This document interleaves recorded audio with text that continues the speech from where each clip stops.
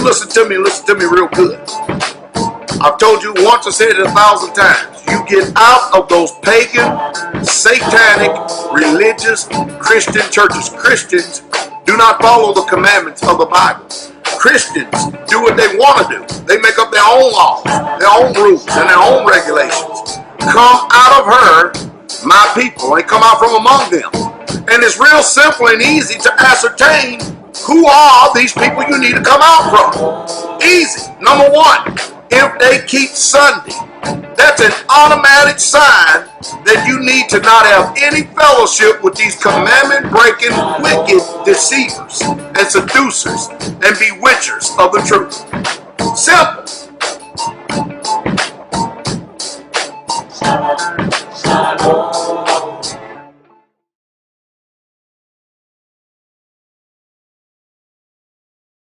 Most High, Yah, you alone are worthy, all praise, glory, and honor. We come to you as humble as we know how in the magnificent name of Yahshua HaMashiach, Jesus the Christ. We need you this morning like we need you every day and every Shabbat. We're here to hear your set-apart ways, to keep us separate from the goings of this world. We need your teachings, instructions, and guidance. We need your rules. We need your guidelines to chart our paths, to be a light, to help us in the midst of this wicked and perverse generation, to overcome the will of our wicked flesh, but not only that, to be lights to the Gentiles of this world. Speak to us your words of truth so we can magnify your magnificent name as ambassadors of the kingdom. We need you here. Ruach, have your way. Speak to each and every soul in their own way. You can be able to comprehend and understand what you're saying. We bless you for all things. In the magnificent name of Yeshua. Hallelujah. Hallelujah. Now, hey, you may be seated. Let me see. Brother Steve. Man, I left the notes down on my desk. But Brother Steve has completed the feast days calendar. So y'all know how extensive that is, right? Up in Canada. And it's going to be on, and I'll verify this by doing a video too, but it's going to be on we have our own separate website for it. Holy Days Calendar. holydayscalendar.com.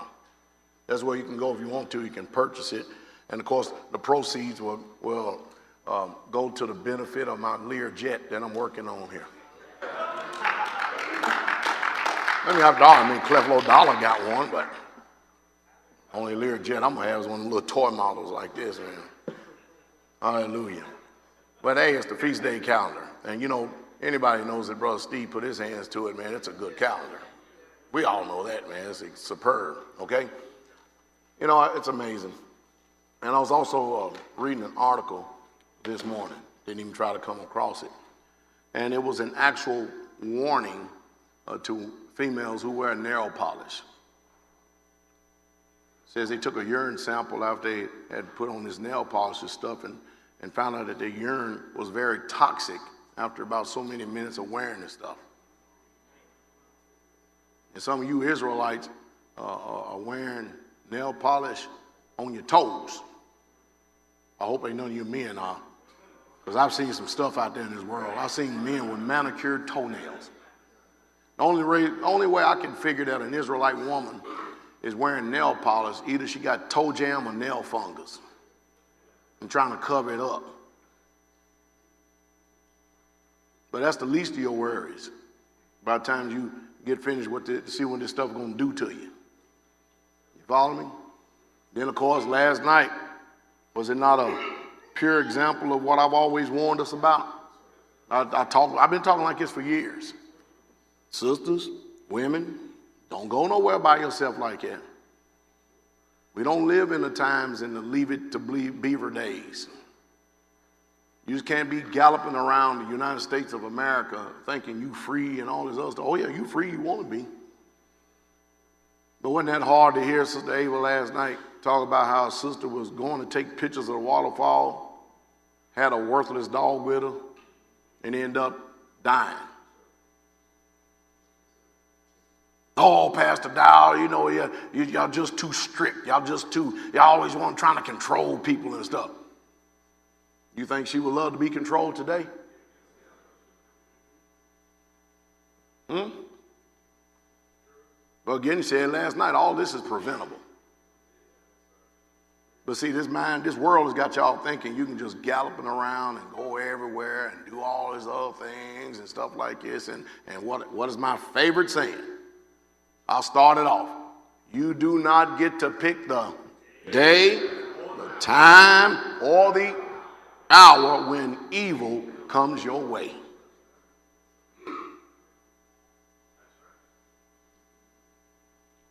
I said they're going to impact us until it hits close to home. Because you know it always happens to everybody else. Did a little bit more extensive looking into the article too. Black women, I'm telling you now, boy, y'all really better watch yourself. 64,000 black women missing in 3 years.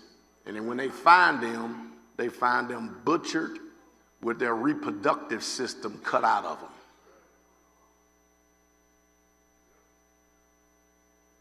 They taking that and your organs, and they selling them. Oh no, Pastor Dowell, you're just paranoid. Ain't that the sentiment? Anytime you're trying to give somebody some direction, we take offense to it. We feel like somebody's trying to strip us from something. Can y'all say, y'all understand those numbers, 64,000?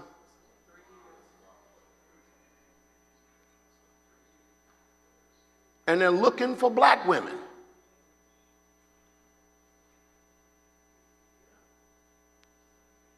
Men, y'all better take control of your women. Now, they ain't going to let you do it. You're going to have to take control. Because it's just in them. It's just in them.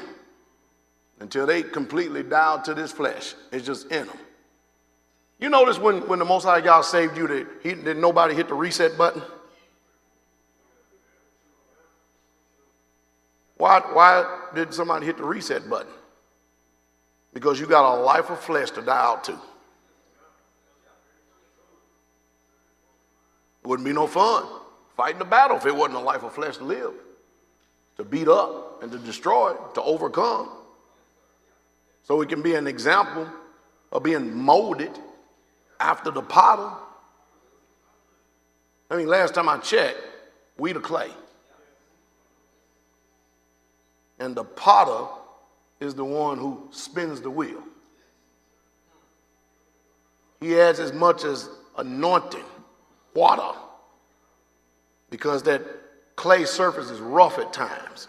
So he has to spin the wheel. And he has to add water as needed in order to make it pliable. And when the potter does that, he is shaping us. And he is forming us. And he is molding us in the image. The clay don't say to the potter, why has you made me thus? Am I right? The clay don't say, I don't need this much water. The clay just sits there. It's there, being spun as the potter would have you to be spun. Is that right? And whenever the potter wants to add any ingredient to it or make it a little rough or make it a little soft, the clay just sits there and gets molded and conformed and made into the image that the potter has chose for him to be. Can somebody say, I mean? Some of y'all like, yeah, that's it right there. I like this. Now, where's the whip? In other words, don't let me shout too fast because then I know the whip coming. Bring me back down to earth. So which one are you, the potter or the clay? Oh, we all know the stock answer, but which one do you live by? You like them people out there wear them deceiving bumper stickers all on the back of their cars. God is my co-pilot. He's your what? Co-pilot. No. He's in the driver's seat, right? Your safest place is not the back seat, but in the damn trunk. That's real talk. Because if you could weasel or finagle your little hand from the trunk through the back seat like plastic band and get your hand on that steering wheel to turn a little bit, you try to do it. Look at him looking at me. You know I'm telling the truth.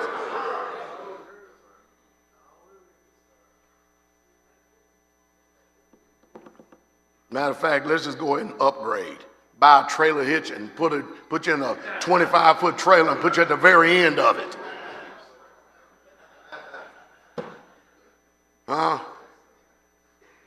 And have a disconnect on that thing just in case your hand gets out of it.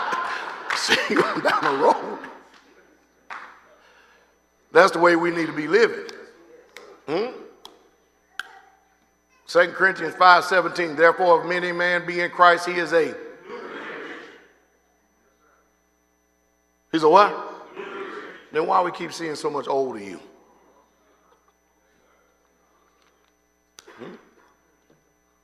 Old things are. And behold, all things become back to the potter again. Where are you at in this process of being formed? Are you still rough? Are there cracks in you? Do you allow him to fill up the gaps? Are there any hard spots? Is there a spot in you that he has to reach down and grab out the big old chunk of it and just throw it away? I think the potter know what he's doing. What about you? Of course, the last few Shabbats we've been actually, whether you understand it, comprehend it or not, we actually really literally been in spiritual warfare teachings. They just come in just a different way.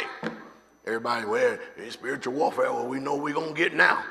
Unforgiveness, bitterness, the hallmark staple, you know what I mean. Nope. Can't exhaust the Most High Yah. Hallelujah. Now, the real question of the hour is when you hear these messages on Shabbat, how many of y'all hear these messages on Shabbat and say, man, it's a good message. Good message. Now, how many went back and really listened to it again to see how good it is? I mean, those messages need to be listened to 2-3 times. You know the reason why? Because if you hear something one time, it don't sink down. It does not register. The more you hear it, it goes deep down into the soul. And that's what helps bring the transformation, is when that word is hidden in your heart. Hallelujah. Psalms 119:99, above all my teachers I have acted wisely, for your testimonies, witnesses are my meditation. Every temptation is an enticement to live independently of Yah. Colossians 1:7 says, ye also, as ye also learned of Epaphroditus, our dear fellow servant. Who was Epaphroditus? Our dear what? Fellow servant, who is for you a faithful minister of Messiah. So we had somebody that was a fellow servant, that was a faithful minister of Messiah. Is that right? Look what he did, his action. Who also declared unto us your love in spirit. So he's giving a report. Is that right? For this cause we also, since the day we heard it, do not cease to pray for you. Why? Because they could tell the fervency in your spirit, right? And to desire that ye might be filled with the knowledge of his will in all wisdom and spiritual understanding.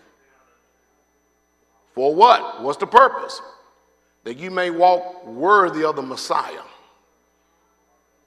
unto all pleasing, being fruitful in every good work, and increasing in the knowledge of Yah.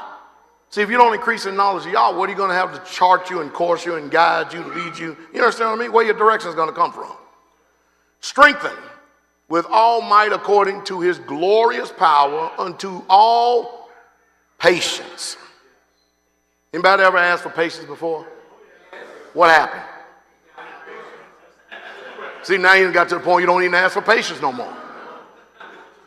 You know I'm telling the truth. Anybody ever asked for patience before? What happened? Now you're scared. You don't think you still need a little bit of patience? How many people need some patience? Why don't you still ask the Father? He said every good and perfect gift come from above.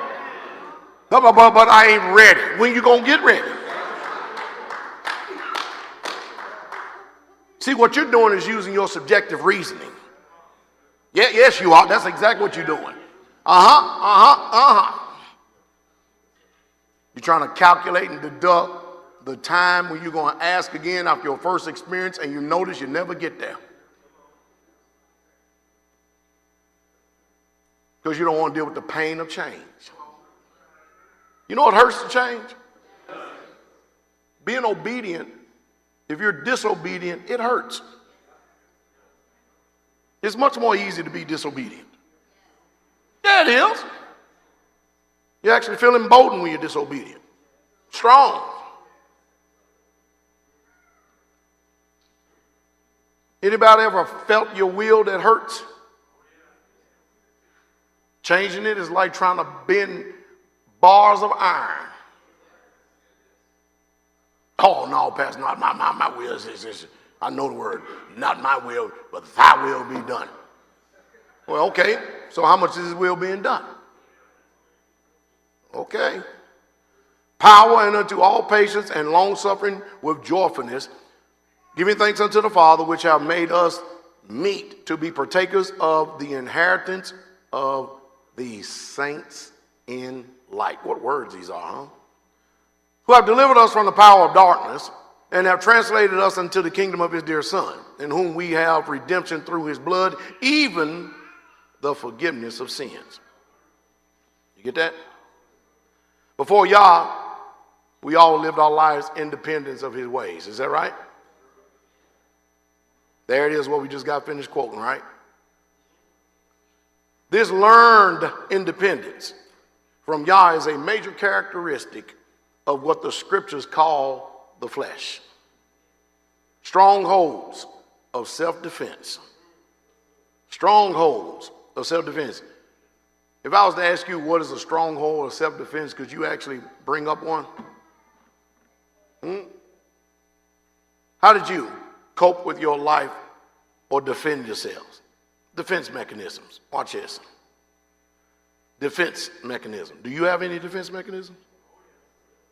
Defense mechanisms are ways we have learned in order to protect ourselves from those who we believe will do us wrong. How many times have you lied in order to protect yourself? Anybody have done it before? That's defense mechanism. See how easy it is for you to raise your hand when I put my hand up? Because see, as soon as I put my hand up, I wait for a second, it's like this. And as soon as I get my hand up, y'all ought to watch our behavior. I'm telling you. I've done that before. That's a defense mechanism. Protect myself from trouble. Protect myself from being in trouble. Is that right? Insulate myself from justice. When you became born again, nobody hit the delete button in your life. Rationalization, making excuses for poor behavior. Anybody ever done this before? You rationalize, you just continue to make excuses for poor behavior, but you know that you're never going to perfection as long as you're full of excuses. You ever notice that? No, for real. You just, because you don't put the time, energy, and effort into changing. Is that right? Yes, sir. All right, everybody listening? Yes, who ain't listening, raise your hand. Man, didn't get them. Just want to make sure everybody's listening.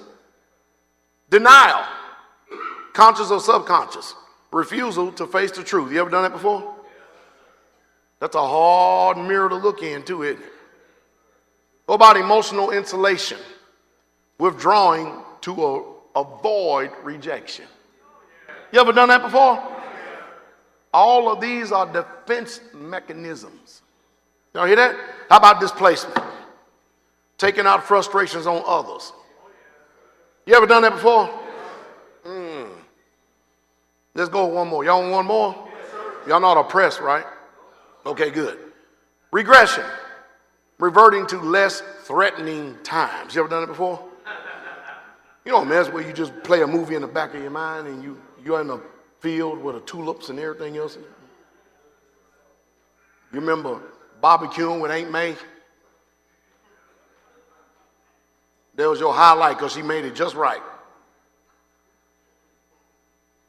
Rather than coping and dealing with the situation at hand. Projection, blaming others. Anybody ever done this before? So we all of us have been a part of these defense mechanisms. At least they have had part in our lives, right? Isn't it amazing? So let's go back here for a second. Let's see if we can throw ourselves on the sword. Anybody ever done rationalization before? Yes. How about denial? Now my question is, everybody look around on this next one, okay? Emotional insulation. Did y'all look around? Now my question is this. If we're all in our own little individual world, we have our own mind and we're battling our own self, right? You get it? How is it that we all end up being challenged by all this? You don't know what's going on in my mind and what's going on in my life. What is it that all of us, I mean, look at this. Look, watch this next one right here. Displacement. Anybody ever done that before? Wow. So that's why I tell you, look around. Why? Because everybody is being tempted by pretty much the same thing. You're not unique. But if we never brought this up and you see Brother Ron's hand up, you'd have never known that he was dead. What? What? Brother Ron? Oh, what? You got to be kidding me. He ain't never took out no frustration on nobody else. Has he tomorrow?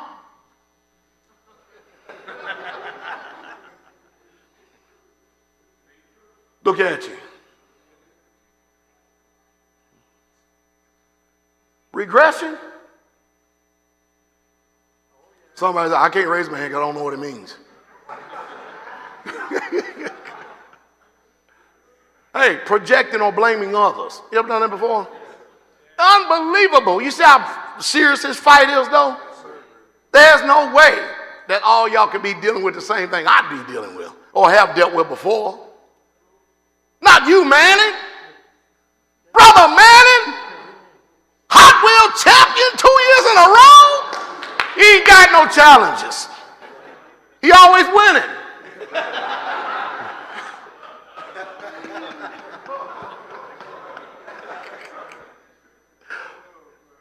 Defense mechanisms are what the Apostle Paul calls strongholds. 1 Corinthians 10:1 says, now beseech you. Now I, Paul, myself beseech you, by the meekness and the gentleness of Messiah, who in the present am base among you, but being absent am bold towards you. You get this? Why? Because there's something going on with the body over in Corinth, right? But I beseech you that I may not be bold when I am present with that confidence wherewith I think to be bold against some, which think of us as if we walk according to the what? Flesh. Every time you correct somebody, they think you in just as much as flesh as they are. This is what Apostle Saul is saying. Look at this. For though we walk in the flesh, we do not what? War after the flesh. For the weapons of our warfare are not carnal, but mighty through Yah to the pulling down of what? Strongholds. So all these strongholds we just got finished mentioning, that's the weapons of Yah we have to employ in order to break all of these defense mechanisms or these strongholds. Does this make sense? Casting down imaginations and every high thing that exalts itself against the knowledge of Yah, and bringing into captivity some thoughts. Just the thoughts I can remember. The thoughts I avoid. So that means we have to be proactive then. Anybody have thoughts going through their head? Sometime or all the time? All the time. There's a communication highway going. It's a spiritual realm. There's always something going on right here in his head. Always something going on. Some good, some bad, some deceptive. Some there to bring you into captivity. I mean, this is the form before we up against. This cat know what he doing. You get that? So you have to bring in every thought and not the ones you just choose to cherry pick. Every thought. And I told you what the secret was. Stop one thought. Just catch one of them. And you don't have to worry about the rest of them. You can deal with that one. And you don't have to worry about no flood of them because you're too busy dealing with that one. But if you just sit back passively, Next thing you know, you got this information highway just being flooded in you. And next thing you know, you're all confused. And some people decide to scratch their eyebrows out. Some people bite their fingers to the quick. Some people drink coffee. It's an inside joke, man. You know what I mean? I mean, people do different things. You know what I mean? Some people try to go and smoke cigarettes. Some people paint their toenails.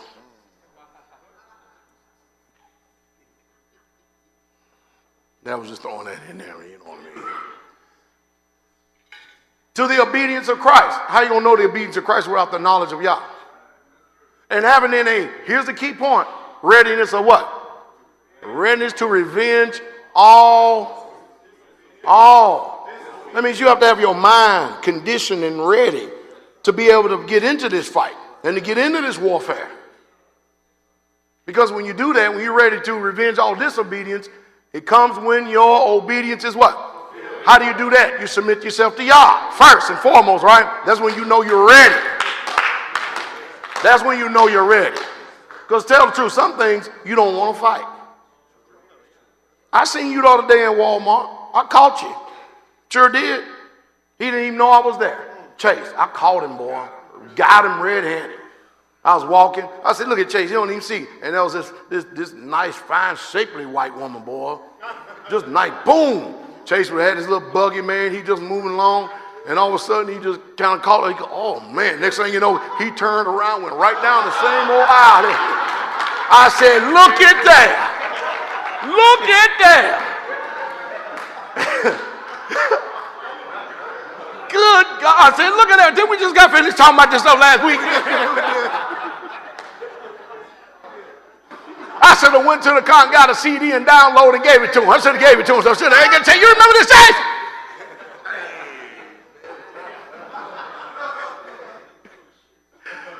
Chase goes, oh shit.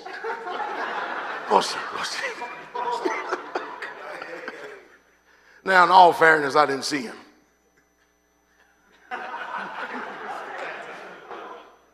But I know such as some of you. Uh-oh. Chase said, you probably did see me. That's why he said, oh shit. Do you look on things after the outward appearance? If any man trust in himself that he is Messiah, let him of himself think this again, that as he is Messiah, even so we are Messiahs. You know, sometimes you get offensive and stuff, you know, when people come to you and try to help you out and you know, man, no, leave it alone. Man, hey, and y'all, man, I'm just as saved as you are. I got the Messiah just like you do. Well, don't forget, we do too. Hallelujah. Hallelujah. For though I should boast somewhat more of our authority, which the Messiah have given us for your what? How many times have you ever really truly viewed authority as edification? Let me start we'll work our way from the bottom up. Children. Does it seem like that mom is unfair sometimes? Yes or no? Y'all still children. Can somebody say something? No, they're not unfair. Oh, y'all don't want to get caught, so you get reprimanded when you get home. That's what that is. Don't it seem like dad a little too hard, sometimes a little too strict? Everybody says it's a setup. Mom, everything you do for the children, is it for their good or their bad? They don't see it that way. Is that true? They don't see it that way. Ask them. Not when they're getting corrected. Wives, does your husband sometimes go a little bit overboard? Zakina said, yes.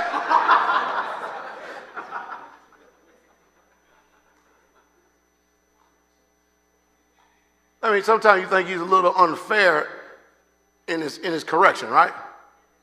Yes, sir. Yes, sir. Don't worry about it. Everybody else incriminated too, because silence is not a consent to agreement, right? They're already guilty. They just playing holy. Stage playing. But husbands, anytime you correct your wives, are you doing that because you hate them, you despise them, or you're trying to edify them? I mean, you feel the pain of even when you have to come up against resistance, don't you? Mothers, do you feel the pain when your children resist you?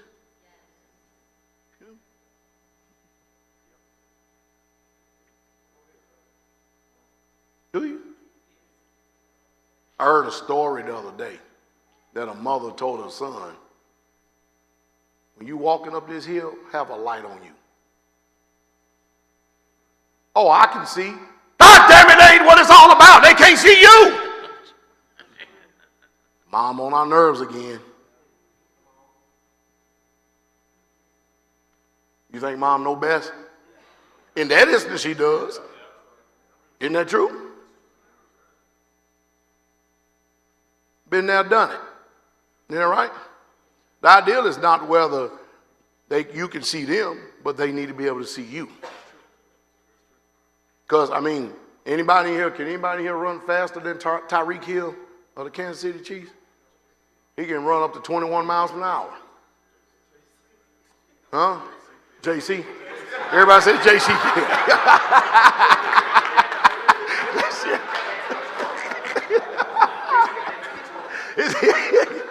It's that twitch muscle, isn't it? JC said, it's something unique. See, black people got a twitch muscle. just don't come around our table. You're going to hear some of the outlandish stories you ever heard in your life. Good mercy. But if a car's going 30 and the fastest man we know of that can run 21, how fast are you? Probably about 10 miles short, 10 mile per hour short. So mom is looking out for the good. She's not without knowledge. Is that right? Husband looking out for good. He ain't without knowledge. Nobody will admit that Messiah gets on our nerves.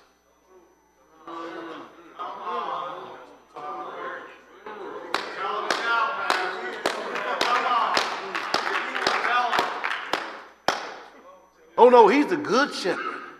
He's a gentle shepherd. Yeah, he is. He sure is. Mm-hmm. Anybody ever had a Holy Spirit whooping? Somebody said, I remember telling my children one time, I said, you know what? I said, it's going to hurt me more than it hurt you. Because they were saying, I'm the one feeling it. I said, no, I'm feeling it. Because to tell you the truth, I give all you children an inside secret. Parents really don't want to ever chasten you. I know it's hard to believe the way some of them go in.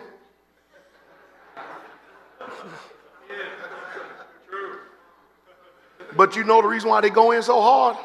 Because they hate that evil and sin in you more than they do themselves.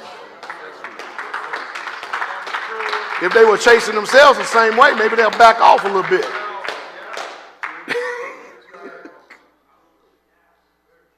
Really.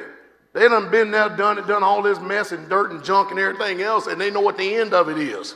So they said, we're going to make sure we chart your course. That's right. We're going to lay it to you while we got time. That changes your mind. I've given all my children a deliverance moment. There ain't nothing to boast in because everybody get their butt whooped if they got parents who care anything about them. Yeah, they do, because you know what? They're going to have children one day, and then they're going to whoop their tail, and the first thing going to come back to their mind is when they got a tail whooping. It's amazing how it's a round robin, isn't it? It's amazing how this stuff just continue to keep going right around again. Now, when you did it, you wanted a less. Yes. Yeah, you did. You wanted a lesser sentence. But when you have children, you're going to give them more of a sentence than what you got.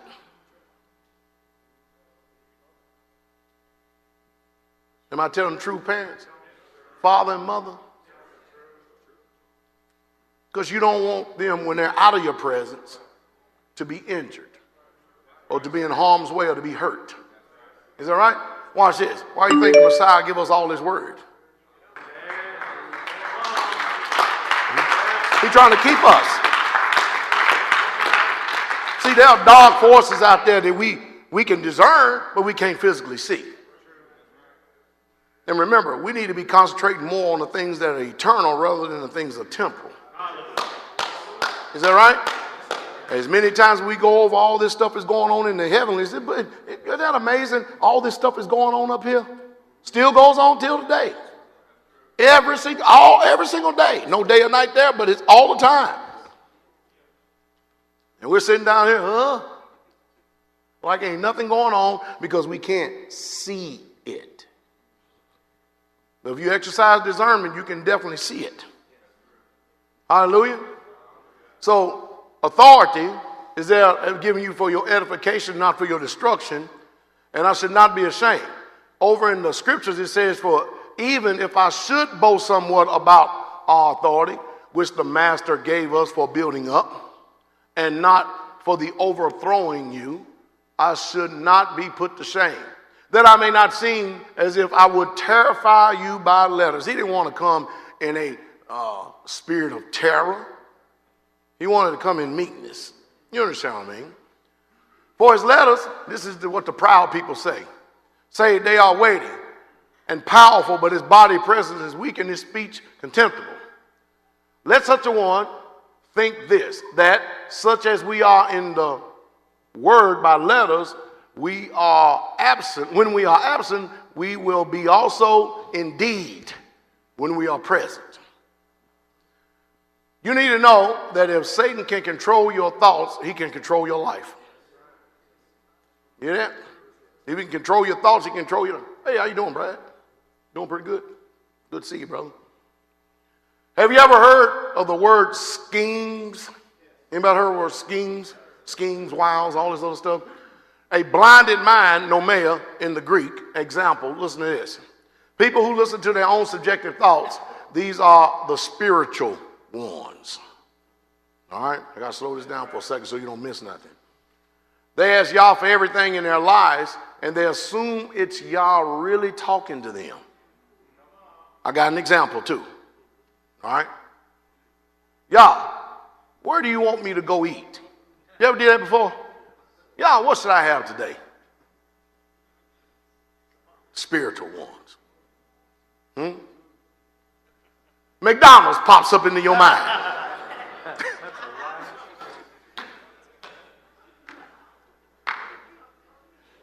Oh, well, it gets better. Watch this.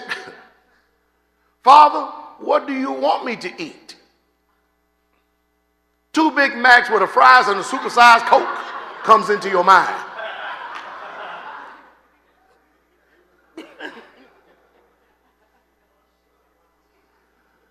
No, it's real talk. Yah, would Yah lead you to McDonald's to eat? No. But you heard it in your mind because you asked, didn't you?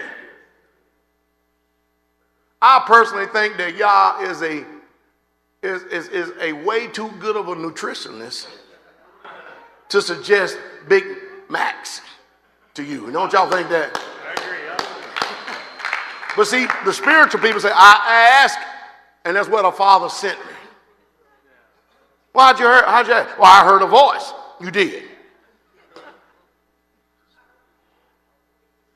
See, how do you know it was not the Father that was leading you?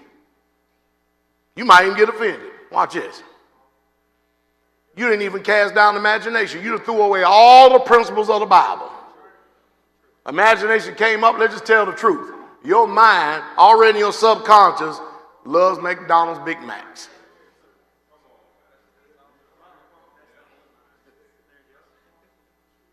That's why I put an emphasis a while ago and said, casting down some thoughts. A few thoughts. It says what? Every thought. But you didn't do that. You didn't apply that principle while you was asking these questions because you assumed the Father was talking to you. That's why a lot of people are, you hear me say this over and over again, lying on Yah. Oh, Yah told me. No, he didn't. No, he didn't. How do you know? You ain't in my mind. I know the word. Let's go acid test number 1. Did you test it? I mean, because the book says, cast down imaginations and every high thing that exalts itself against the knowledge of Yah, and bringing into captivity every, how many thoughts? Into the what? The obedience of Christ. Christ is not going to lead you to McDonald's to get 2 Big Macs and a supersized shake. Or Coke. Supersized fries, supersized Coke. Is that right? Did he lead you there, man? I seen you in that drive-thru the other day. Just because a thought comes into your mind does not give you the license to violate biblical principles. How many times do we go along in life and we don't even apply biblical principles? We just led by thoughts that come in our mind. Just hey, they there, then we just off and running we go. Mindless robots. Sometimes it ain't even thought, it's just feel. Ain't that true? Being controlled by an unseen force.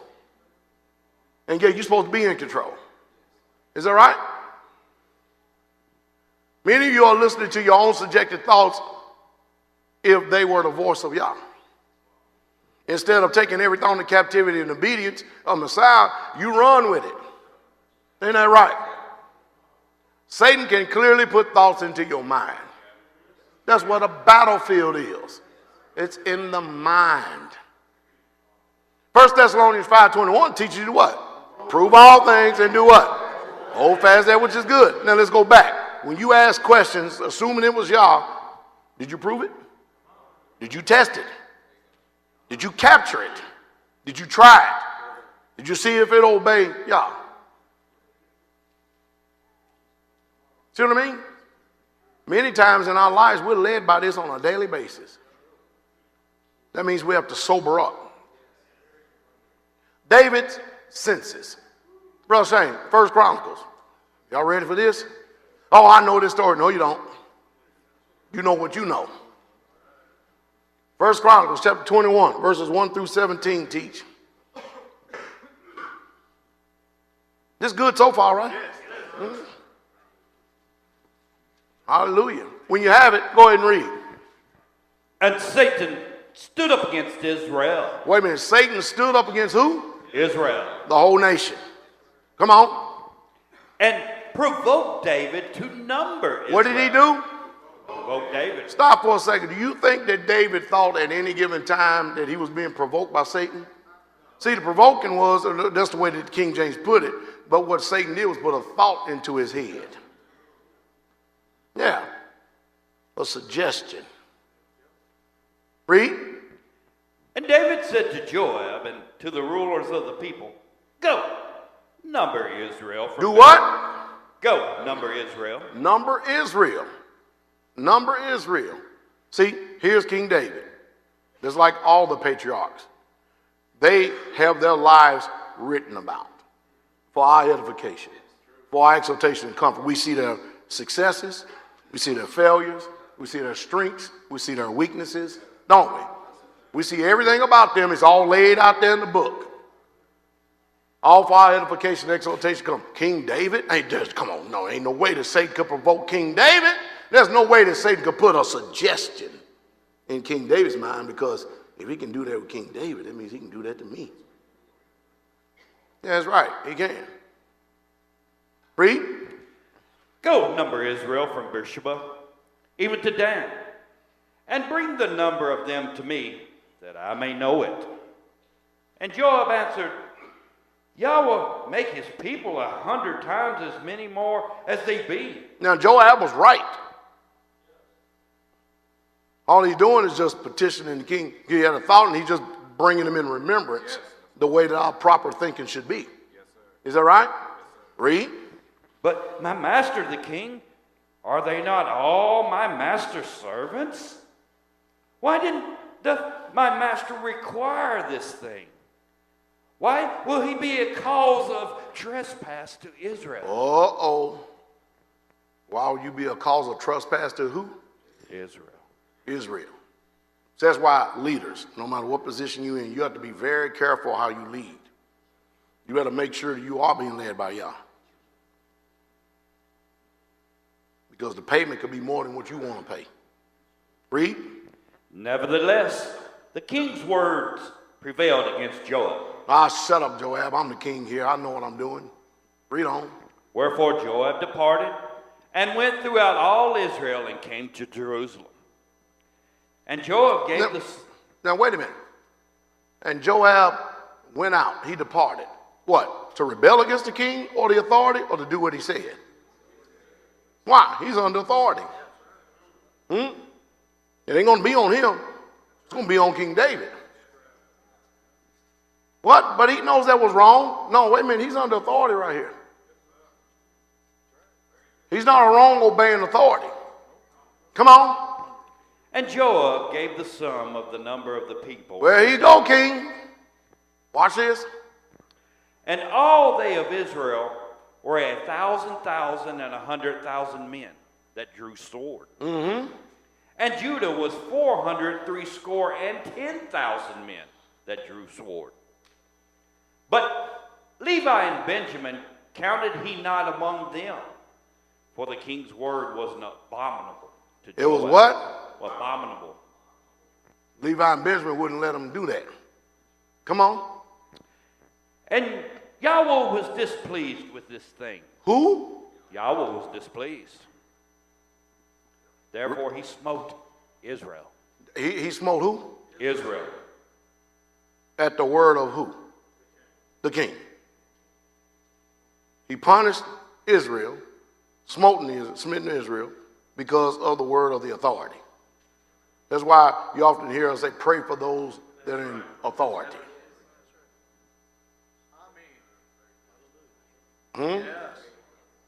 Come on. And David said unto Yah, I have sinned greatly, because I have done this thing. But now I beseech thee, do away the iniquity of thy servant. You hear that?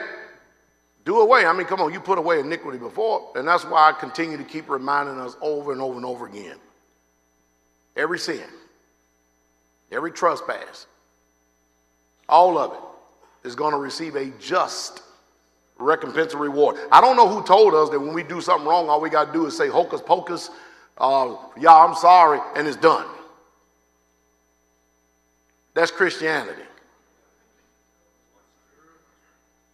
They put you in these fairy tales. Remember y'all sang yesterday, today, and forever? Is it right? He did, right? I mean, after all, David ended up he kills a man, takes his wife. Y'all say, ain't gonna worry about it. I got you. Not only is the sword not gonna depart from your house, but boy, I'm gonna shame you in front of all of Israel. Turn around and has his own son to lay with all his wives in open, in front of all of Israel. So that one little transgression, that sin that he did, look at the payment for it. Y'all say that's a just recompense. You know the reason why it's just recompense? Because you are in authority. Your sin and your judgment is going to be greater than just a regular old lay people. Husbands, your sins, your iniquities, your transgressions are going to be greater. Anybody in authority. You get it? So David just said, man, put this away from him. You think he's had experience before with y'all forgiving him? Sure he has. So David had to go through a lot of experiences so we can have applied wisdom, knowledge. Why? So that we don't have to go and repeat the same things ourselves. Is that right? Sure it is. Watch this, read. For I have done very foolishly. Only time he realizes that he ever done foolishly is when the conviction of the Ruach comes. Yes, sir. Come on. And Yahweh spake unto Gad, David's seer, saying, Go and tell David, saying, Thus saith Yahweh, I offer three things. Okay. See, now what is it when we confess, we feel like we're home free? But David confessed. He did. He acknowledged his sin. He asked for the Father to put it away. Did he not? And the Father said, good, I got three things for you. You get to choose. Go ahead. Choose thee one of them, that I may do it unto thee. Wait a minute, Father. I asked for forgiveness. You need to just forgive it, wash it with the blood, wipe it all away, and all this other good stuff. I'll make sacrifice. Because back then they had a sacrificial system. He knew what to do about sin. Is that right? That's why I say over and over again that, come on, man. Everybody remember what David did, right? What's the one thing that he never confessed? What's the one thing he never confessed? He confessed his iniquity with Bathsheba.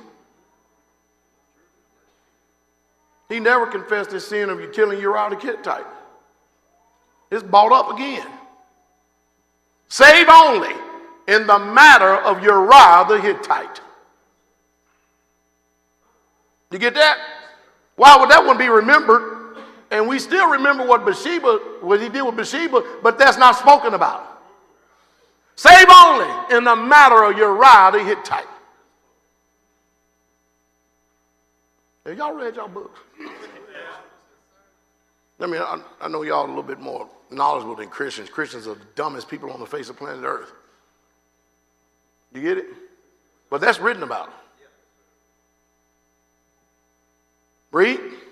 So Gad came to David and said unto him, Here come the prophet, the mouthpiece of Yah. Thus saith Yahweh, choose thee.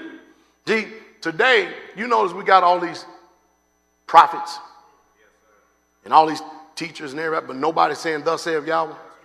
Nobody is. Nobody is saying, thus saith Yahweh. Everybody's saying, but this is the word of the Yah. Well, say his name. Say, he says. See, because people like me, I'm going to hold you to it. You get it? Come on. Either 3 years famine. That ain't bad. 3 years famine, is that bad? Do y'all think that's bad? 3 years famine? That's or one. 3 months to be destroyed before thy foes. What? Oh, we can't have the Philistines and the Amalekites destroying us for 3 solid months. That'll decimate us. 3 years of famine would decimate us. Man, at least the third one got to be a little bit more merciful. Come on. While the sword of thine enemies overtaketh thee, or else 3 days the sword of Yahweh, even the pestilence in the land, and the angel of Yahweh destroying throughout all the coast of Israel. Ooh-wee. 3 years of famine? How many days to be destroyed for your enemies? 3 months? 3 months. Or else the hand of Yah to run through Israel with pestilence. Every single one of these has to do with killing a lot of people. Oh, wait a minute. Yah's a loving Yah. Oh, he is. But you just don't know that kind of Yah. Because this particular system in this world and all this wicked lies and its fairy tales has relaxed in your mind the way the real true creator universe really truly is. So therefore we don't fear him. We have learned how to walk after the ways and the mannerisms of the Gentiles and the customs of the people of this world. And watching them and having that same spirit and that residue still on us, we've relaxed his laws. And it's become a behavior to us and a literal lifestyle. So the fear of Yah has to literally be taught us. And the way it's taught to us is by him constantly beating us. Making us feel in discomfort and pain.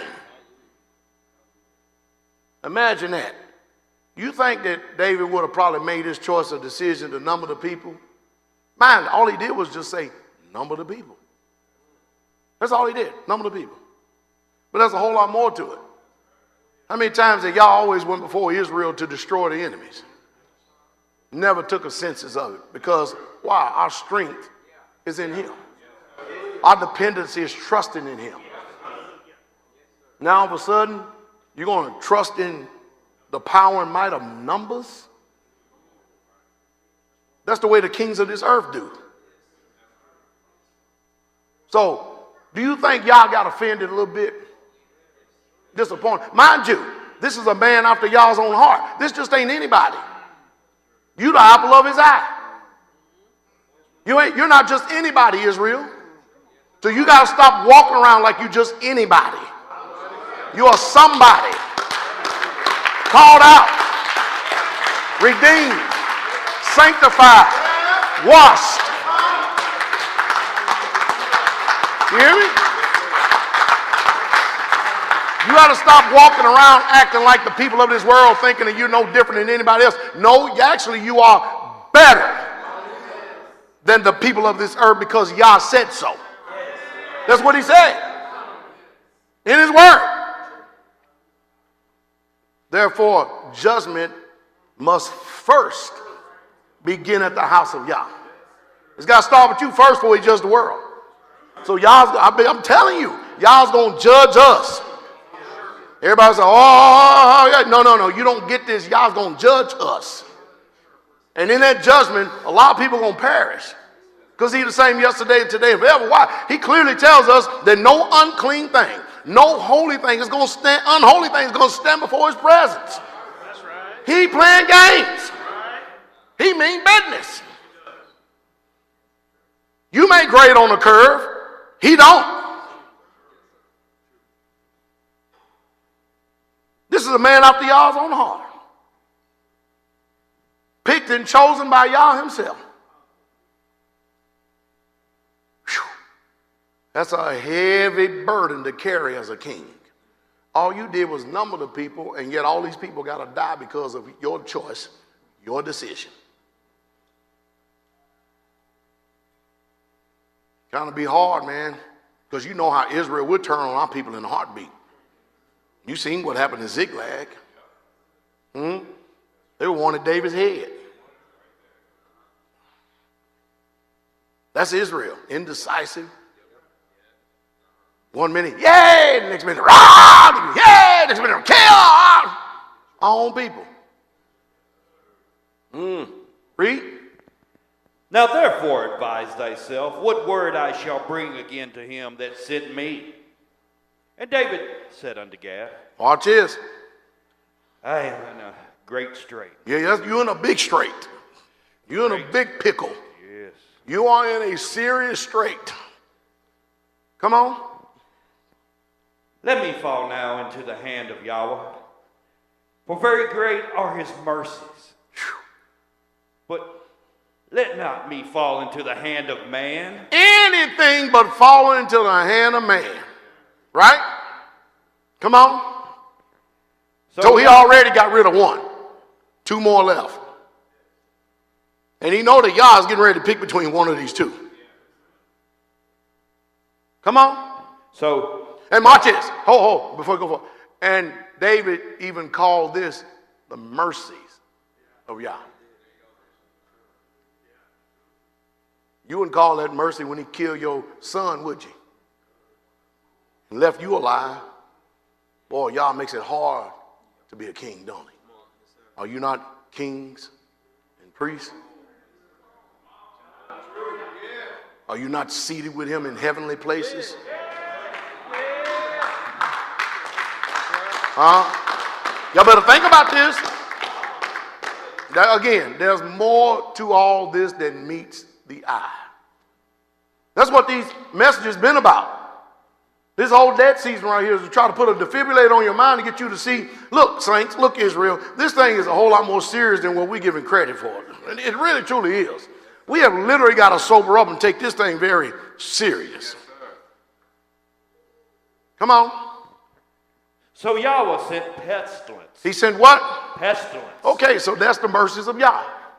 To send pestilence for 3 days. Come on. Upon Israel. Wait a minute. David fasted. He prayed. He stayed in the temple and said, who will know if y'all going to be merciful or not?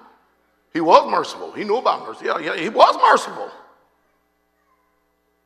Because he took the child that came from adultery. That was mercy.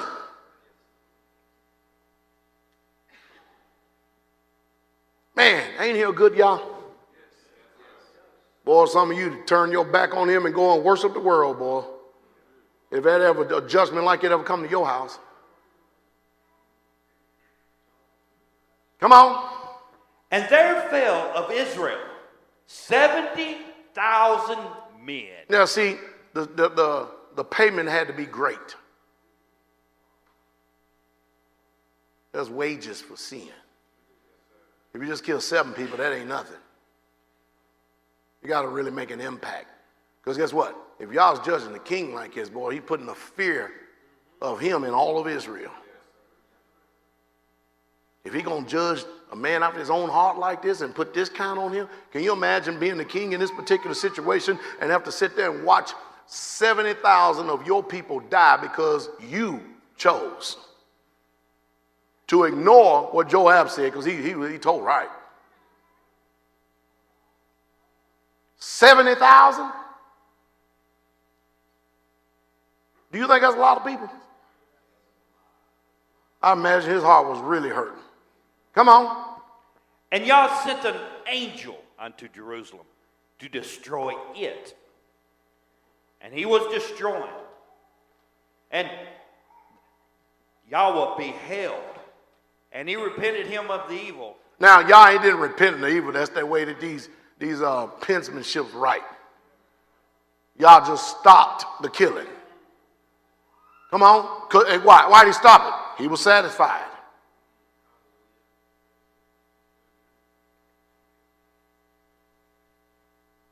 In other words, Israel, who taught you how to despise the commandment of Yah?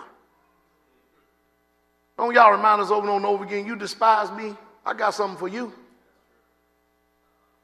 How many times you ever heard me quote, I'm going to mock you in your day of calamity? See, people got a wrong vision of who this creator really truly is. He means business. Now, he told us to choose life. I said before you 2 ways, death and life. Here's the one you choose. And when you're in life, you're under the umbrella of protection. The Most High got your back and your front and your sides. He got you. You get to walk in peace, love, and joy. You step out from under that, then guess what? There's a law for that too. Y'all hear me? That's like accusations. Accusations lead to death. They do. How did Judas end up with this thought in his mind to sell out Yeshua for 30 pieces of silver? After he came to his mind the depths and the gravity of what he done, he couldn't stand it no more. He couldn't take it anymore. Just by what he done, he betrayed innocent blood. And the Bible said he wouldn't kill himself. And then Yeshua said it'd have been better for him if he had never been born.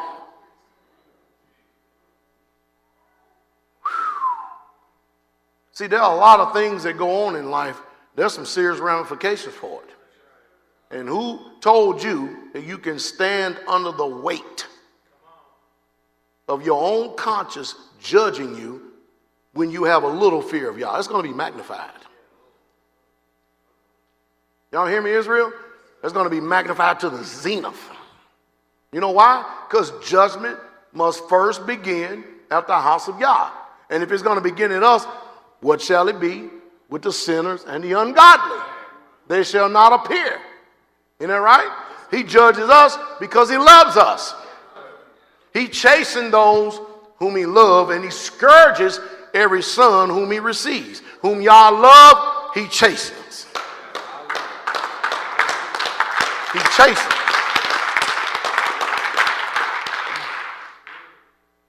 The plea is, don't chasten me in your hot displeasure. In other words, calm down first. How you do that? Swiftly get to repentance. You're not going to stay the whooping, but at least you... Oh, boy. You know what's happening over in Germany right now? There's an influx of Islamic refugees or people taking over the country. You know what the women are doing now? They're converting to Islam. You know why they're converting to Islam? They have motivation. You know what their motivation is? These men come over to Germany and they see this Western civilization dress. And to them it equates, hey, whore. That's their mindset. And they're raping women.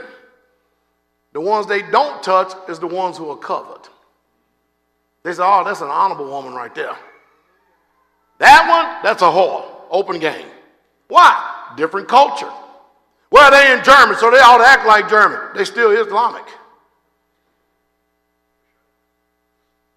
They don't give a damn about German laws. That's their culture. Why you think you see women cover up from head to toe? Don't let these wicked news reporters out here, these American news reporters, fool you. You ever notice every single time they come before the Pope, didn't I tell y'all that Melania Trump was going to put on that head covering when she stood before Daddy? Didn't I tell you? Wasn't she up there with her head covering on?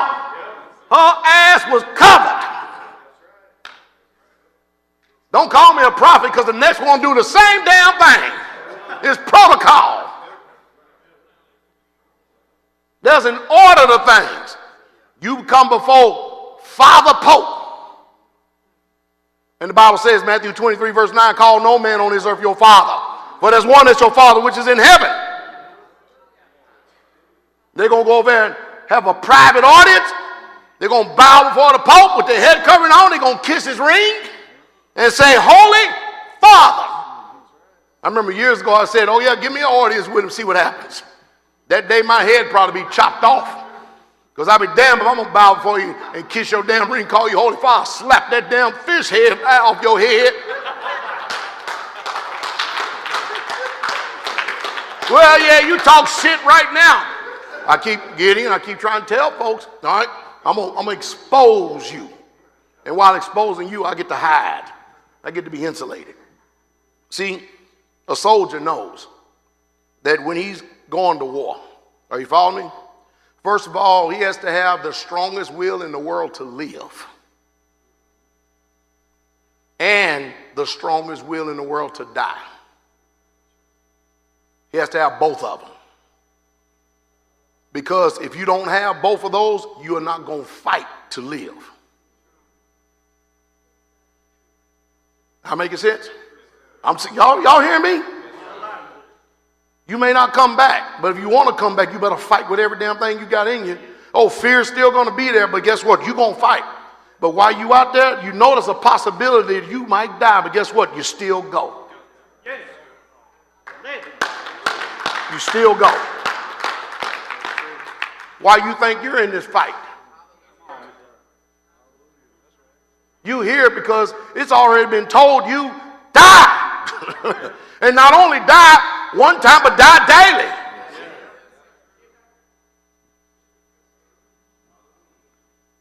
True? Some of you are like, no, I want to live. Yeah, you know, your will to live in this order is stronger than your will to die to the flesh. That's why the potter is having a rough time molding you. Keep running across all these hard spots. Huh?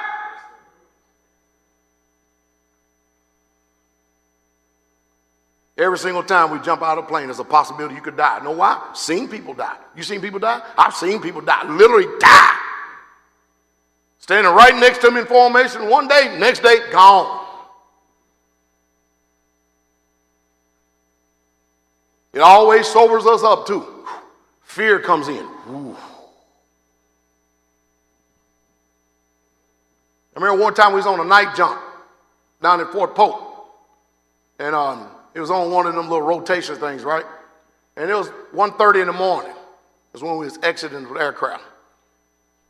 Had a brother die on the jump. You know that that general had us suited up and back on the bird before 24 hours was up, and we were back on that plane just to jump again? You know why? To combat fear.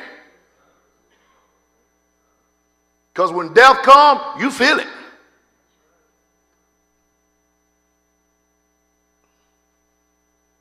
Making sense? So now in the order where we're at today, while we're living, we should be dying. We should have that same zeal. So while we live for Christ, we should also have the same zeal to die, meaning our fleshly ways being died, dead to Christ. We should be mortifying those things daily. But let's just tell the truth, some of us ain't even working on it.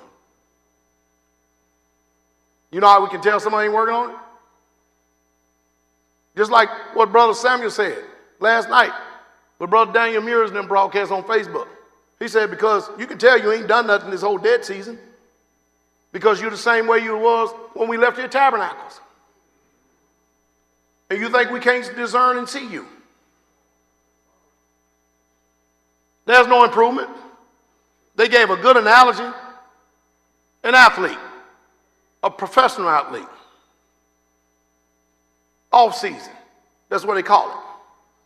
You know the ones who stay and have longevity in the NFL the longest? The ones when they're off season, they're training. Oh, they may be off from game time and training camp and all the other stuff, but they're not really technically off. This is where they have the opportunity to repair their body, strengthen their body, and to continue to keep on training. You can't sit up there and call it an off season and become a couch potato and expect that you're ready for game time. Is that what some of us do? We take siestas. Dead season here, so we take siestas and stuff. So by the time come for us, the springtime come at the beginning and the turn of the new year, we're ready for the feast days, ready to fight, ready to war. How are you going to be ready to fight and ready to war when you didn't even train when it was dry?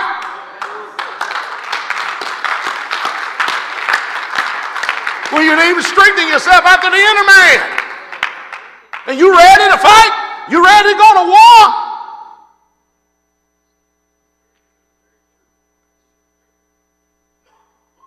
That's what athletes do. They train. So they can be ready for training camp, ready for the season. Why do you think so many people fall away? How many times have we read, whoever eat of this bread and drink of this cup unworthily, drink of damnation unto himself? You ever read that before? Oh, some people just, come on, man, that's everybody else. That ain't me, that's for the proud. Oh, guess what? I made it through Passover, unleavened bread, feast of first fruits, made it through Pentecost, made it through trumpets, tabernacles, Day of Atonement and tabernacle, made it through it all, man, we good up. Wait a minute. We still ain't turned for our new year yet. There's still 6 months and some change left to go. They're about 5 months and some change somewhere along in there. In other words, the battle ain't over yet. And look at the attrition rate that's going on right now. Why? Y'all resist the proud, but he gives grace unto the humble. Is all this making sense? Back to David, teach, come on. And said to the angel that destroyed, it is enough. Stay now thine hand. And the angel of Yahweh stood by the threshing floor of Ornan, the Jebusite. And David lifted up his eyes and saw the angel of Yahweh stand between the earth and the heaven, having a drawn sword in his hand stretched out over Jerusalem. Then David and the elders of Israel, who were clothed in sackcloth, fell upon their faces. Notice while all this was going on, they wasn't just sitting around watching the destruction. They were repenting the whole time, hoping to turn the judgment of Yah, at least stop a little bit. Come on. And David said unto Yah, is it not that I commanded the people to be numbered? Even I, it is that have sinned and done evil indeed. But as for these sheep, what have they done? You hear that? As for the sheep, what have they done? He's asking us, read. Let thine hand, I pray thee, O Yahweh my Elohim, be on me and on my father's house, but not on the people, that they should be plagued.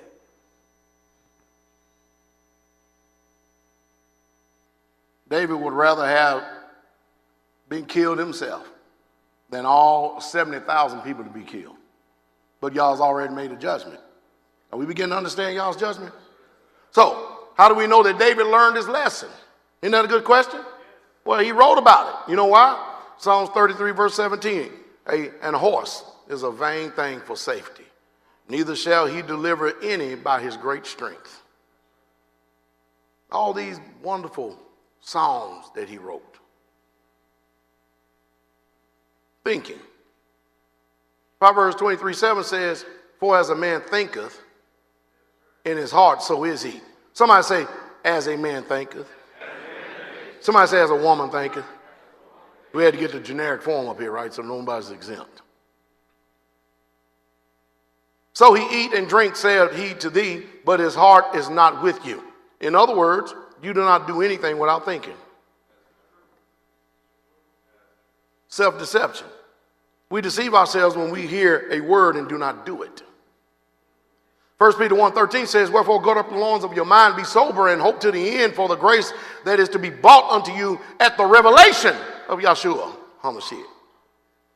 As obedient children. Obedient children. Why? Not fashioning ourselves according to the form of lust in your what? Ignorance. It should be a vomit to you and a stench when you think about your old self. James 1:22 says, but be ye doers of the word and not hearers only, deceiving your own selves. See, the greatest deception is hearing this word and not applying it to our lives. The grace or the favor of Yah has made me and you what we are today. The grace and the favor of Yah has made you and I what we are today. One more time, the grace and the favor of Yah has made you and I what we are today. Let's go a little bit more deeper. For I say, though the grace given unto me, to every man that is among you not to think of himself more highly than he ought to think, but to think soberly according as Yah have dealt to every man what kind of faith?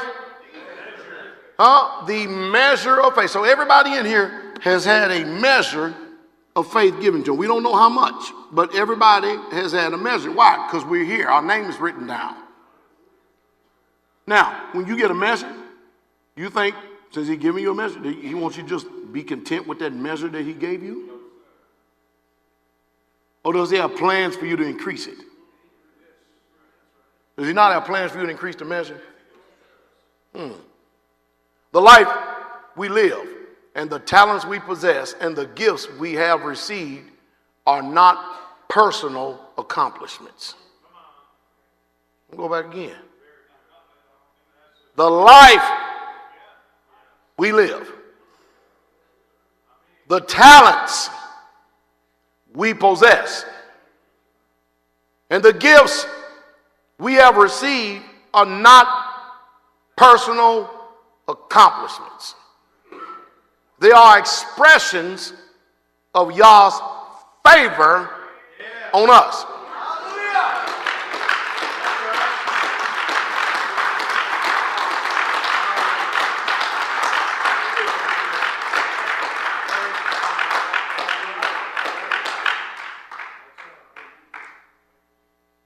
If you realize this, you know it, you'll be willing to give what you got. So now we know the selfish ones, because the selfish one keep the same measure. The selfish ones keep the same measure.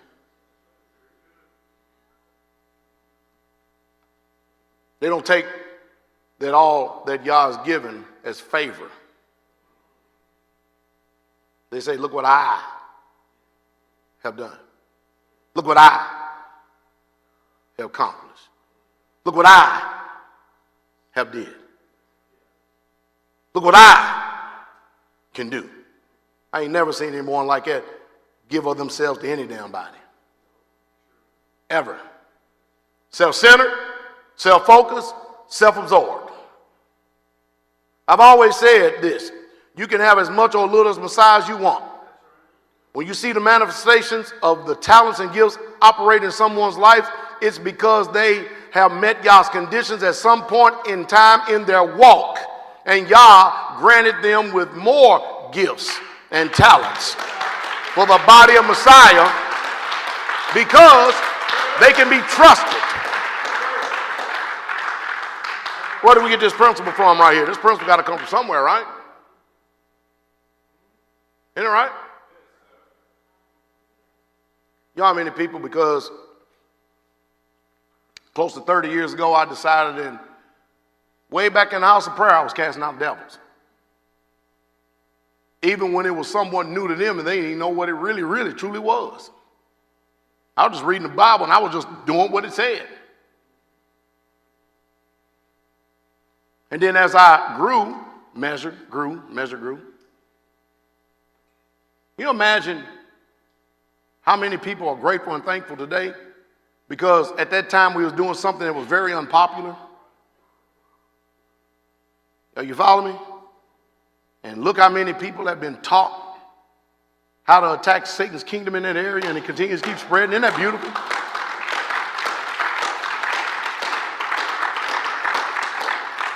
Y'all's measure. Y'all's favor. Brother Saint, get Matthew 25, verses 14 through 30. Y'all ready? Yes. Now, we've heard this before, but we're going to visit this again. And the reason why we're going to visit again, so you can see that Yah is the one who's going to receive all these nice, wonderful crowns, because guess what? He gave them all to us anyway. But he gave them to the ones who are not sitting down on their morals. He gave them to the ones who are very active and not passive. He gave them to the ones that are doers and not hearers. Read. For the kingdom of heaven is as a man traveling into a far country. Now we know who that man was, right? It was Yahshua, traveling to a far country. Watch this. Who called his own servants and delivered unto them his goods. Come on. No. Now he had servants. Servants didn't have anything, but the man traveling to a far country gave them what he had. Is that right? Servants didn't have anything, but he gave him what he had. Is that right? Read. And unto one he gave 5 talents. So his measure was 5 talents. He gave one 5 talents. Come on. To another 2. To another he gave 2 talents. And to another 1. And to another 1. Now, it was his goods. He could distribute his goods and wares throughout who he wanted to as he saw fit. Because after all, he's the one that's doing the giving. Is that right? You don't know what you got. Do you have 5, 2, or 1? I can tell you one thing about the principle. Y'all don't. If he gives you something and you do really damn good with it and you motivate it, he's going to pile more on you.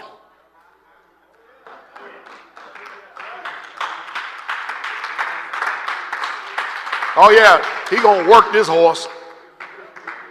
He going to work this ox. You even do even good in that, and you do really well, he going to take from the ones over here that wouldn't do a damn thing, and guess what? Pile more on you. Now you know that lazy people got things figured out. They think things through. If I do this, I'm going to have to be responsible. They do this shit on communities too. I ain't going to learn how to do that. Then guess what? As soon as I'll be the one liable to be.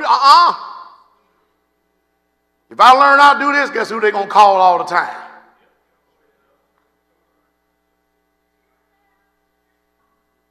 See, living on this community, boy, nobody get to hide. We get to see the real you. It comes out. Why in the world would you want to learn something knowing that when the next time it comes up, and it will come up, guess who they going to call? Talents, measures, gifts. Which one you got? 5, 2, 1? I don't know. I can tell you one thing, when you watch us all live, you can tell who he's taking the one from And you can tell who the ones he's increasing. They ain't got to say a word. Just watch their life. It tell you everything you need to know. Read. To every man according to his several ability. You hear that? Now, this man is so discerning that he only gives according to the ability that you have. You get that? What ability do you have? Or does flesh get in the way? Think about this. Read. And straightway took his journey. See, he went to Straitway. Straitway took his what? Took his journey. All right, so he give out the talents and he just went to Straitway for a while. Come on. Then he that had received the 5 talents went and traded with the same. Man, he went and got busy. He was already seeking an increase. Man, look at this. I didn't have nothing, now I got 5. See what I can do. Mind you, it didn't say that he gave him instructions. He didn't give him a blueprint. No, he didn't. He didn't give him an instruction manual. He didn't tell him exactly what to do. He just gave it to him just to see what they were going to do. Didn't y'all give you the Ruach? What he gave you the Ruach for? Just so you can be quickened every once in a while? So you can speak in tongues? No. He gave you the Ruach because he's going to see what you're going to do with it. And some of us ain't doing nothing with it. Uh-oh. Did I say something wrong? Read. And made them other 5 talents. And likewise, he that had received 2, he also gained 2. Man, somebody busy, isn't it? I remember when we first got on this community, so it was rough. We didn't have backhoes, track holes, we up back. Now it ain't backhoes, it's back woes. We didn't have dump trailers, all these fancy tools and equipment and all. We didn't have all this stuff. The majority of these homes that you see down here, they wasn't they were bam, bam, bam, bam, swinging that big old hammer all day long.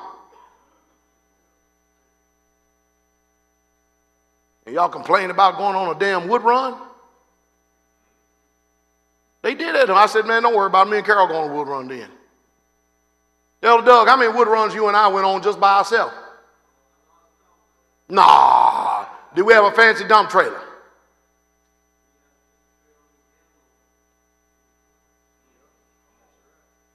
How many wood runs we go on, Carol, Mother Carol? Just you and I. Oh, no, we wasn't here. They just saying it. No, they got a different fear than you do. Because they know according to Revelation 21:8 that all liars are going to have their part in which burns in the lake with fire and brimstone. So they ain't going to lie for nobody.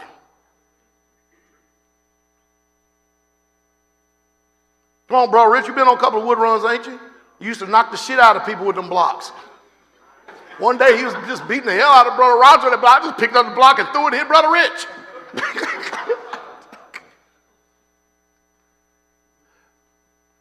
How old was Brother Roger when he was going on wood runs? 72 years old?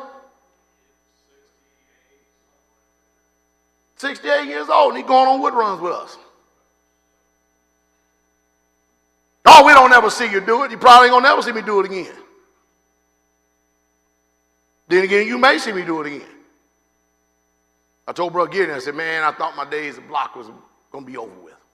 Thought they had building, doing all the fine, thought it was going to be over with. He said, stop lying. You ain't going to never be done. Your ass going to be 80 years old out there. Get out there, come on. Get out there, damn it.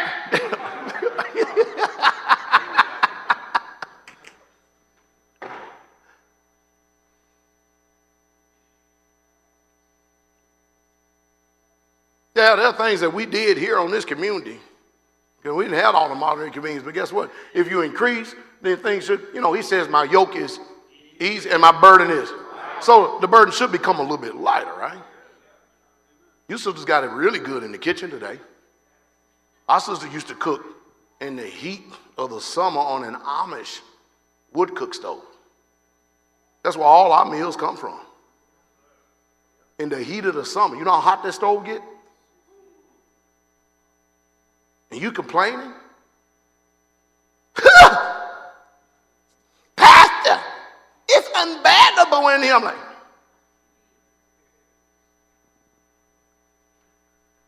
Pastor, the wash broke. Well, get a damn washboard, go to the creek. Huh? Sisters, have you ever been in the creek washing clothes with a washboard? And this ain't just a one-time thing. This was months.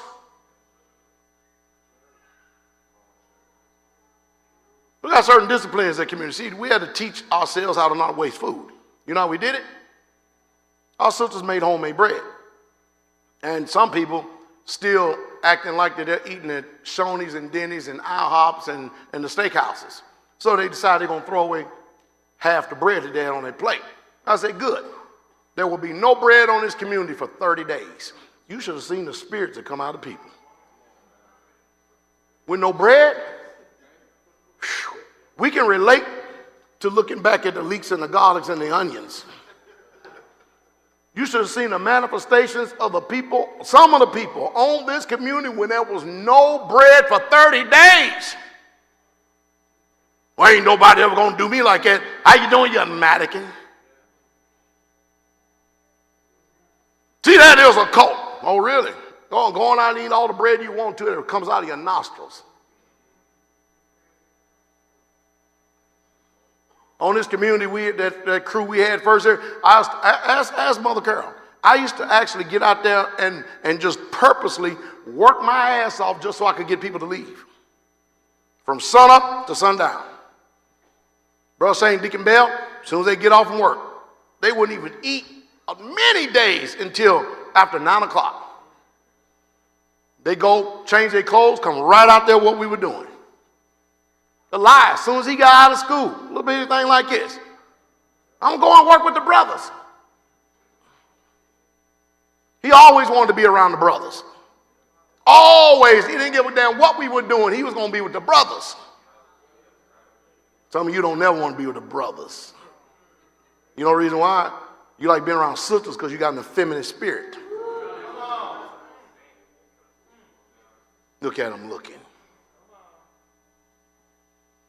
Hey, old hats, am I telling the truth? Hey, this ain't no land of make-believe. This is real stuff. Talents. Read on. But he that had received one. What did he do? He had a different outlook, a different perspective, and a different attitude. What was it? Went and digged in the earth and hid. He hid his talent. Hid his master's money. I mean, you are hiding your talents. You don't have the attitude of the one that had the 5 and the 2. See, the one that had the 5 and 2, they were looking for an increase. They ask me all the time, where'd you learn how to play bass, guitar, and drums? I said, right here. I said, I still don't know. The only songs I know how to play is our songs. And I make up stuff from time to time, but I learn it right here. Why? Because somebody else who thought that they were the be-all and end-all of everything, that when they left, they thought that it was going to collapse. You know, there won't be no music program. I hear them, hey, when Ariel and Gabriel, when they first started, and we played music, it was atrocious. But you know what? They were willing. Yeah, they were too. And now they're really damn good. You follow me? They really good, but they applied themselves. I remember both them peanut head boys sitting out there, they want to lay block. How old was y'all? About 13, 14 at the time? They wanted to lay block. I said, no, you don't. Yeah, we do too. We want to lay block. I said, okay, good. Pick them blocks up and walk down there. They picked them blocks up. They walked down there. I go, you ain't ready. You know what I was doing? I was looking to see how their body would compensate for the weight. See if they're ready. See, a bootlicking jackleg man that don't give a damn about you, he'll put you out there and let you hurt yourself. Before time. Yeah, he would, because all he care about is his own self-interest and self-accomplishments. What he got doing? He use you and abuse you. It ain't time. You remember that, Mama Nellie? Then I say, it ain't time. But when it was time, it was time. You get it? Telling y'all old stories. Let's get on with the thing. Y'all don't want to hear all these depressive stories because they might antagonize you to do something. No, we're talking real talk here. Read. After a long time. After a short period of time. Long time. No wonder the Bible always talks about the long suffering of Yah. After a long time, come on. The master of those servants came. He come. Come on. And reckoned with them. And so he that had received 5 talents came and brought other 5 talents, saying, Master, thou deliverest unto me 5 talents. Behold, I have gained beside them 5 talents more. Man, when Elder Doug came here, man, that man, boy, he knew what he was doing on wood. You see that shower house? That was one of the first roofs I built. You can tell too, because it's 2 foot out of center, out of square. 2 foot. I was just doing pop, pop, pop, pop, pop, pop, pop. Got a little bit better on the house. Soffit looks like hell, but I did pretty damn good on that hip valley roof. You know, to do a hip valley, you got to have mathematics. You got to at least know how to do it. You got to know how to cut a compound miter. You know how to do that? No.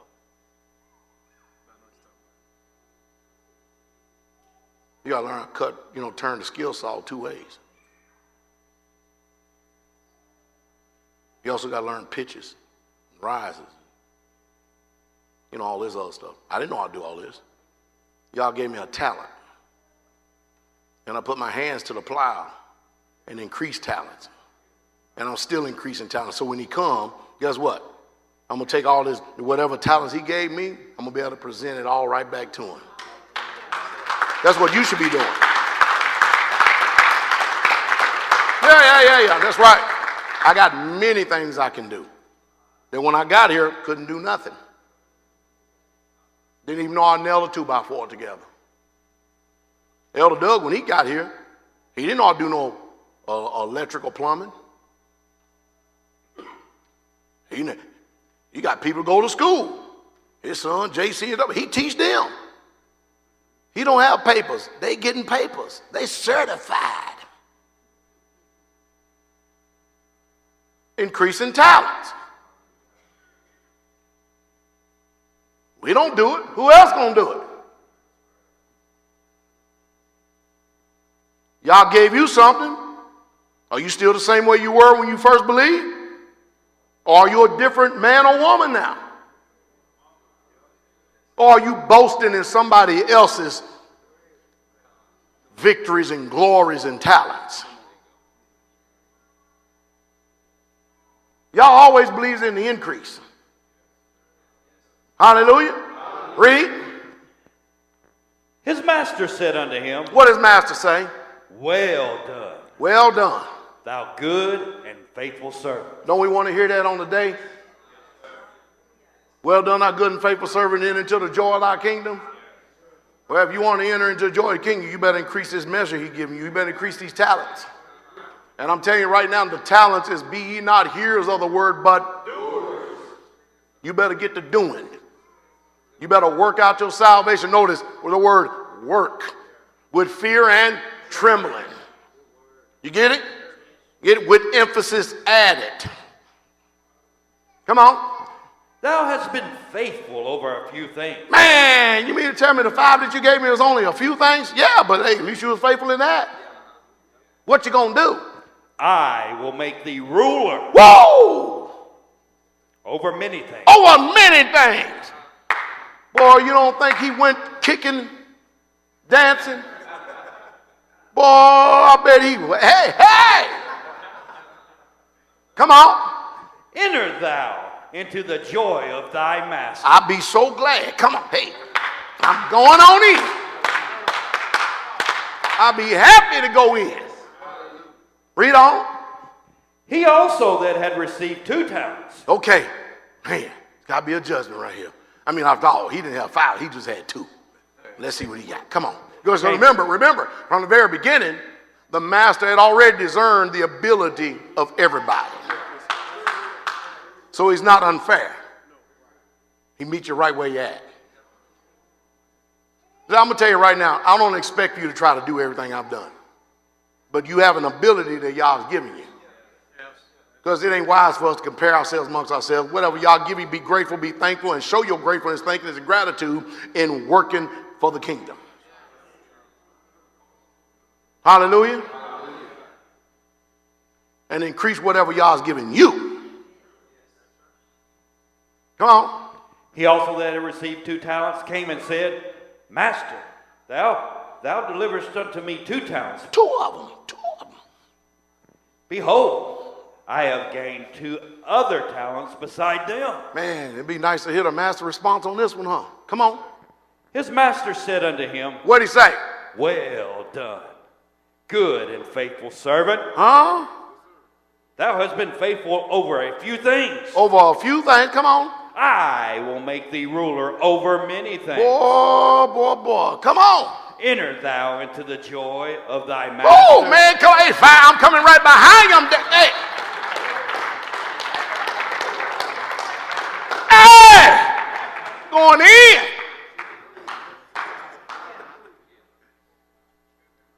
I don't know why some of you clapping, because you ain't going in. Told you glorying in somebody else's labor. Because here come the one. And this is the majority of Israel. Read. Then he which had received the 1 talent. You know the one that went and buried it? He got discernment. He can't never discern good. He don't discern wicked. Ain't never got nothing good to say, always wicked. Come on. Came and said, Master. Master, even call him master. Master, I knew that thou art a hard man. Ooh, I know you hard. See, I'm not going to let you use me and abuse me like you did them. Reaping where thou hast not sown. Man, see, I know the type of man you are. You like giving people stuff. That's what you like doing. And letting them do all the labor and you take the credit for it. Now, wait a minute. You didn't have shit the first time anyway. You didn't have a damn thing. But I'm going to hear you out on this. I'm going to hear you. Come on, keep going. Talk on. And gathering where thou hast not strewed. Isn't that something? You like reaping a harvest, but you ain't did shit? Master.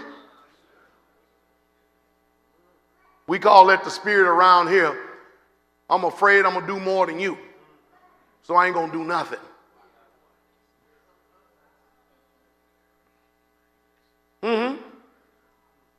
That was bad when we first got on this community. Every little home fellowship and community, all going to deal with this. You're going to get that one person that no matter what, they always going to be out there busy doing it. And they don't care if anybody's out there with them or not. But you're going to get them bunches of people. They're going to be out there, boy, and they're going to look around and a thought going to come to their head. Where's everybody else at? Won't you be concerned about you? I'm out here, ain't nobody else. But I'm kick traces too then. I'm out. You too busy worrying about everybody else rather than worry about the one who got his eyes on you. So you drag the job down. You do things half-ass. Or you don't even show up at all with your lazy ass. Yeah, this is the 1 talent person. Attitude. Read. And I was afraid. I was afraid. And went and hid thy talent in the earth, and lo. In other words, I was afraid I was going to do more than everybody else, so I hid it. Come on. Lo, there, that house, that is thine. In other words, what you gave me, here, you can have it right back. Well, let's check this out now. Let's see how the master responded on this. Come on. His master answered and said unto him, What'd he say? Thou wicked and slothful No, servant. wait a minute. Wicked and what? Slothful servant. Wicked and slothful. No, you're still serving. Still a servant. Wicked and Slothful. wicked and Slothful. servant. So the master don't have any compunction whatsoever at all about telling you about yourself. You wicked and slothful servant. Watch this. Watch this. Read. Thou knewest that I reap where I sowed not. And that's something. You know me. You actually know me. It's funny, the other two knew me too, but they didn't have to take the same position or perspective. But hey, you know, you got it. Yeah, I'm the one that gave you what you needed to accomplish your missions and tasks, or see what you was going to do with it, but you chose not to do nothing about it. That's fine. That's good. But you know me, though. You know me. And that's something I often say in this world is crazy as hell the way it thinks. Yah prospers you, and he brings you up from the muck and the mire of poverty. All right? And you do better than your parents and all of them. And everybody judges you and scrutinizes you. Nobody ever says anything about Warren Buffett. Nobody says nothing about Bill Gates. I mean, these people are rich beyond measure. They don't do nothing every day. They do nothing. They got CEOs that run companies for them. They just wake up, take baths. If they do that, I don't even know if they wipe their own ass nowadays. They ain't doing nothing. But nobody ever scrutinizes and judges them. But your fellow man right next to you, you're critical. The one you rub elbows with, the ones that's trying to prosper themselves and make ends meet, you're critical of them, but you'll never say nothing about the judgment of the rich. And the Bible even tell you, do not rich men oppress you. And they never get any judgment. Old saying, crabs in a bucket. Read on. And gather where I have not strewed. Thou oughtest therefore to have put my money to the exchangers. You should have did what? You should have increased it, right? Put the money to the exchangers. Come on. And then, at my coming, I should have received mine own with usury. Receive my own with usury, with interest. But, come on. Take therefore the talent from him. And do what with it? And give it unto him which hath 10 talents. Give it to Pastor Dowell. I won't drag it down. I'll increase it even more so. I'm just using me as an example. You know what I mean? See how I told you? When you are good in Yah's kingdom and you're a benefit to him, he's going to take from the wicked and give to the just. He's going to continue to keep piling it up on you and give you more to do. Isn't that beautiful? Yeah, he does. Come on. For unto everyone that hath what? Shall be given. And he shall have abundance. Stop. Give. And it shall be given to you. Good measure.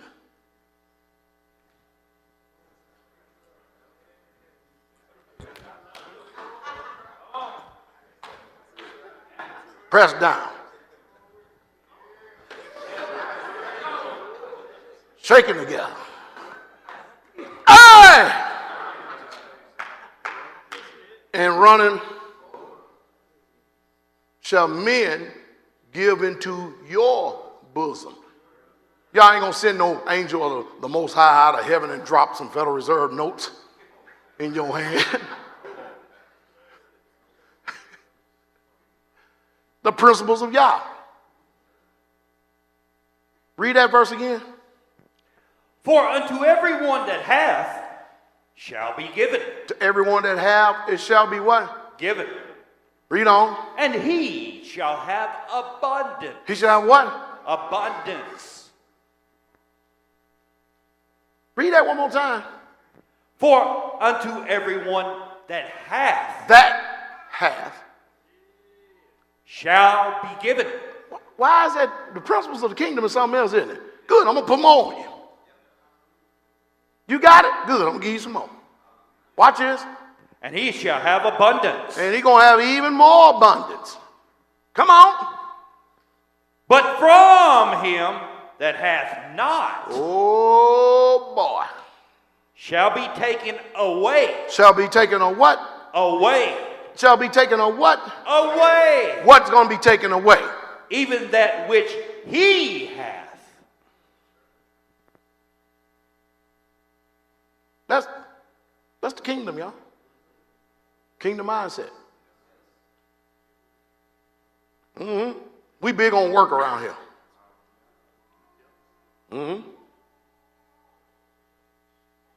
Come on. And cast ye the unfruitful servant. Whoa, whoa, whoa, whoa, whoa, whoa, whoa, whoa, whoa, whoa. By their fruits you shall, but cast this unfruitful servant, this barren servant, do what with it? And what happened to the mic? You got cut off. Into outer darkness. Into outer darkness.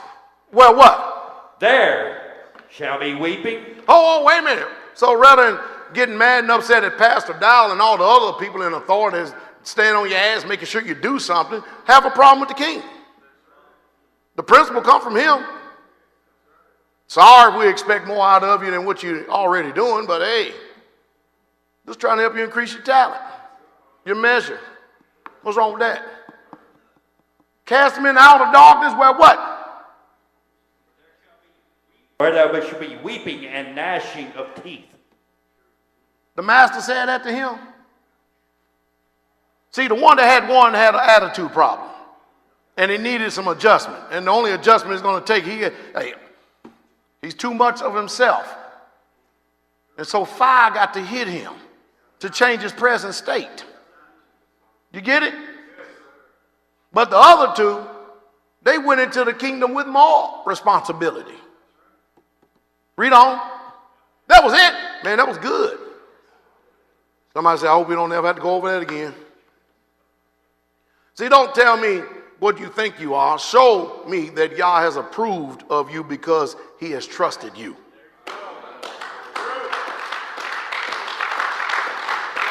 Hallelujah.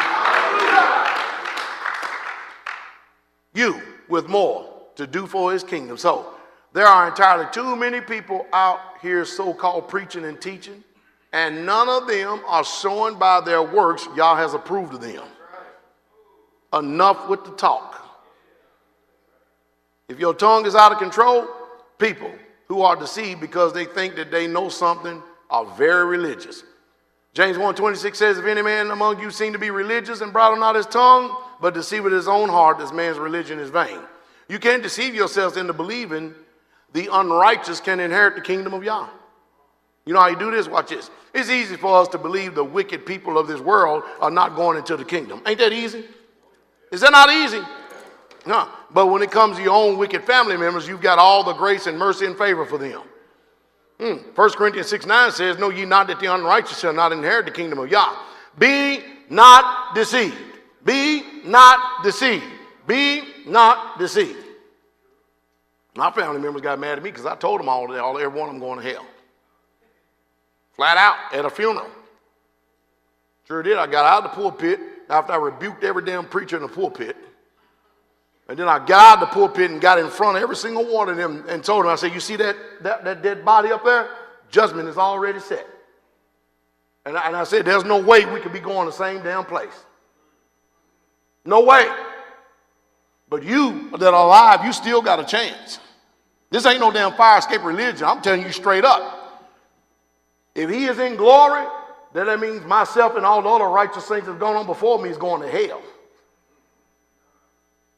And so you don't have room for misunderstanding. That means many of you going to end up in the same damn place, going to the same damn fiery judgment. That's how I preach to my family. Is that right, some other girl? Straight up at a funeral in front of flat-footed, walking up and down the damn aisles. Then they had some gangbangers back there, and I said, and you too, y'all next, right here. 6 feet under, waiting for you. Boy, you know they ain't never let me come preach ever again. I ripped their rear ends. One time I was preaching at this one particular place, a man came off the street and said, the roof is on fire. Am I kidding? And then I had preachers throwing up in the pulpit. That was deliverance. And the other preacher that would have said, God don't kill him in the pulpit. I mean, I was bringing hellfire and brimstone.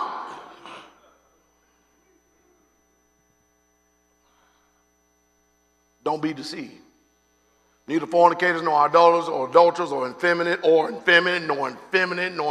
That means you soft, faggot, funky men with your manicured toenails and fingernails and your soft voices. Hi. I saw them abomination down in Akma. Down in, it was Akma. From behind, it was the ugliest shaped woman you ever seen in the world. She was shaped like a cereal box. Yeah, it looked like a cornflakes block going down the road. had a little beanie. I was hoping that in my shot and thinking I was actually looking, like. I said, hey, babe, look at that. No, for real, look. Did I not? Then look. It had a tank top on, pride shirt. No sooner it turned around, had a little small beard. I said, see, I told you, look.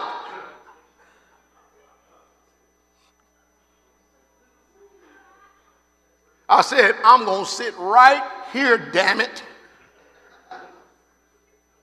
See, because men got certain dress attire that you can only go in with. I said, I'm going to see if there's a double damn standard. I'm sitting right here and watching this. Did I not sit there and watch? Because I was going to go raise hell. I'm on vacation, damn it. If they can walk in like that, damn it, I ain't wearing no shirt then. Don't tell me because a transformer come in here that all of a sudden your rules and regulations change. You can't tell what the hell that it is. They think I'm exaggerating. Am I exaggerating? I know it sounds too good to be true, but I was going to make sure it won't be no damn double standard. Fortunate that thing didn't get in because it wasn't part of the preferred club. See, the preferred club is where the top shelf liquor is. Thanks to y'all brothers who contribute to the vacation fund. Thank y'all very much.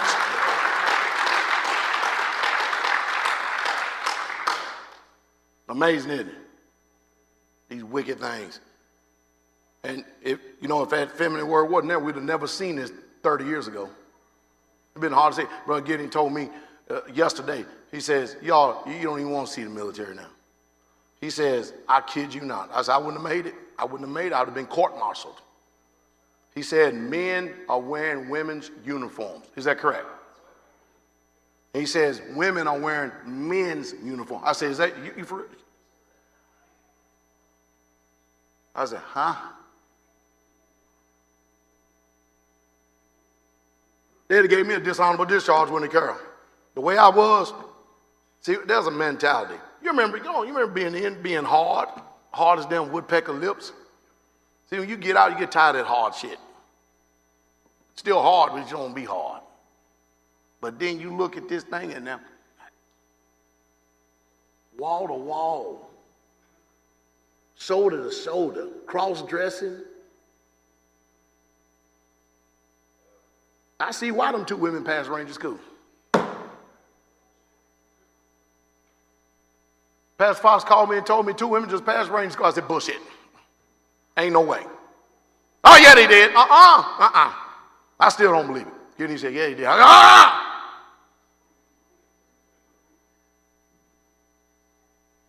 He sees it because he's retired. He can go on post and get food and everything else. And I'm sure. Does that not just rub you the wrong way? Just sit there and watch it? Let's just sit there and look at it. Ugh. Ugh. Why you go torture yourself like that? No abuse of themselves, nor thieves, nor covetous, nor drunkards, nor rebels, nor extortioners shall inherit the kingdom of Yah. Listen, I want all y'all to listen to this, and I'm saying this especially all you people out there online. Your family hates Pastor Dowell.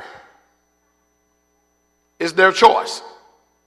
But remember this, they hated me before I hated them. Because I don't know them. I remember what Christ said, they hate me without a cause. Christ said, if they hate me, they're going to hate you. So the hate is real. See, they do not love me and neither do I love them. The difference between you and I is that I'm not deceived by them. You're deceived if you associate with bad company. You hear that? I'm not comfortable with the world. 1 Corinthians 15:33 says, be not deceived. Evil communications do what? The scripture says, do not be led astray. Evil company corrupts good habits. In other words, it's going to rub off on you. The residue of it is literally going to be there. You got to be careful of the company you keep. Even in here, you got to be careful of the company you keep. Yeah, you do. Because all men don't have the spirit of maturity in them. Women too. You get it? So I hope that y'all learned something today. It's been long.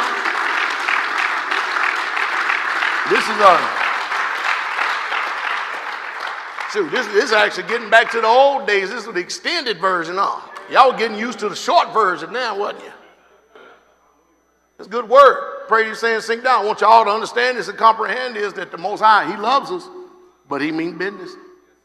He 100% means business with us. All of us. No discharge in this war.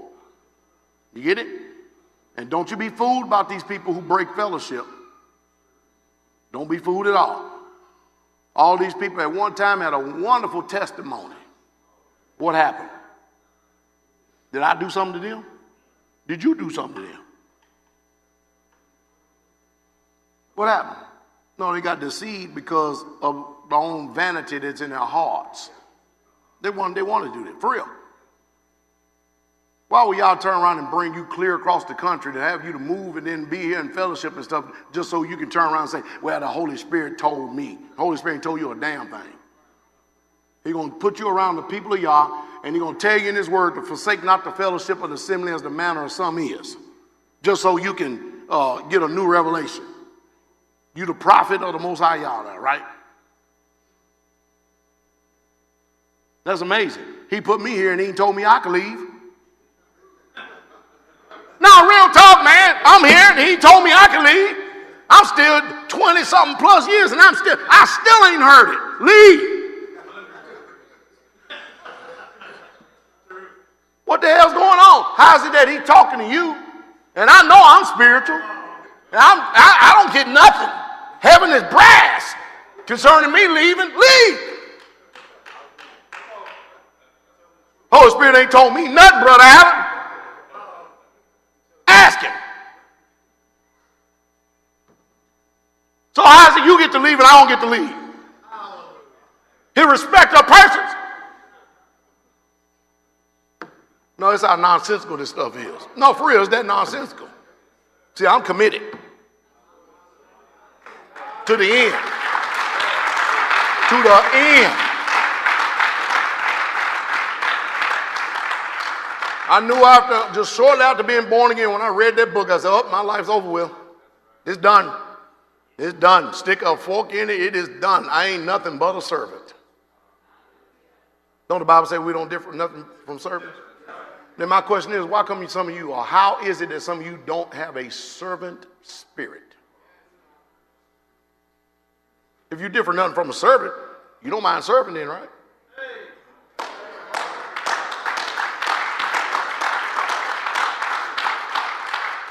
I came up here one day to do some building. Brother Bud said to me, he said, hey, it ain't me for you to wait tables. You leave that up to us. You go do what you got to do. You remember you saying that a while ago? Because I like being here getting on people's nerves.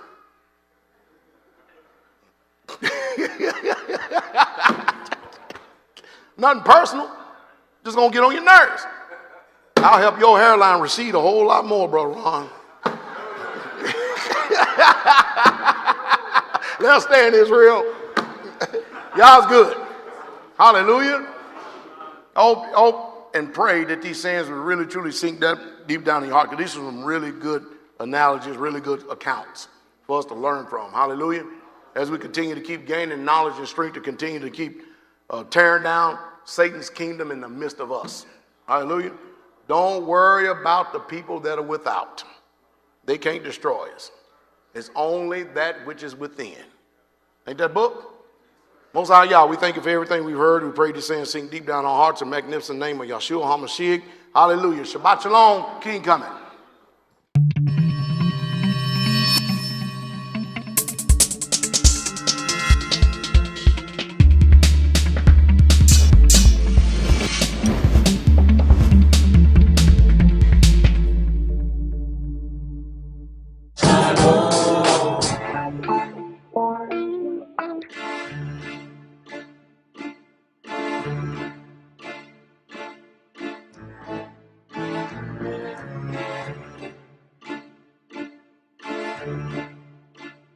Uh-oh. Look at him looking.